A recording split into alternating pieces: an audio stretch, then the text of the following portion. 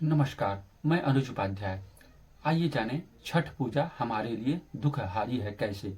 लोक आस्था के महापर्व छठ व्रत की चर्चा वाराह पुराण, गरुड़ पुराण, कुर्म पुराण, आदित्य पुराण तथा महाभारत में भी मिलती है। सूर्य को प्रकृति का छठा अंश कहा गया है, इसीलिए यह व्रत सुषष्ठी व्रत कहलाता है। भविष्योत्तर पुराण में कथा है कि धौम्य मुनि के कहने पर राजा शर्याति की पुत्री सुकन्या ने इस व्रत को किया, जिससे सुकन्या के पति च्यवन ऋषि की फूटी आंखें भी पहले जैसी हो गई थी तथा वे बूढ़े से युवा हो गए थे। धौम्य ऋषि ने यही कथा पांडव पत्नी द्रौपदी को बताई और द्रौपदी ने भी छठ व्रत किया, जिससे उसे खोया हुआ राज्य मिल गया था। महाभारत के राजा व महादानी कर्ण सूर्य के पुत्र थे, जो घंटों जल में खड़े होकर सूर्य की पूजा करते थे। महावीर हनुमान के गुरु सूर्य ही थे।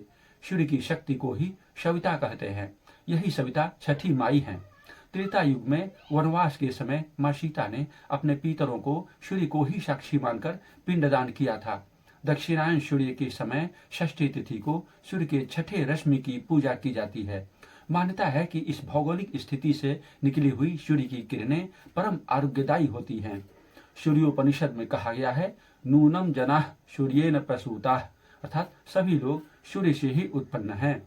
सूर्य अथर्वशीर्ष में कहा है, सूर्यात् भवन्ति भूतानि सूर्येन पालितानि तु सूर्ये लयं गच्छन्ति यह सूर्यः सोऽहमेव च। शास्त्रों में 7 लोकों की चर्चा है, भुः भुवः स्वः महः जनः तपः तथा सत्य। इनमें स्वः लोक ही सूर्य लोक है। कहा गया है, स्वः लोकम प्रतिगच्छतीति स्वर्गः, स्वः लोक की ओर जाना ही स्वर्ग गमन है।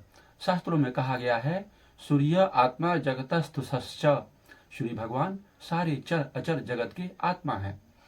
ऋग्वेद के पुरुष सूक्त में कहा है, चंद्रमा मनसो जातः चक्षु सूर्यो अजायत, अर्थात चंद्रमा मन के स्वामी है तो सूर्य हमारे शरीर के स्वामी है। शास्त्र कहता है, नान्यः पंथा विद्यते यनाय, अर्थात सूर्य की उपासना के अलावा ऐसा कोई साधन नहीं है जिससे मानव का कल्याण हो सके।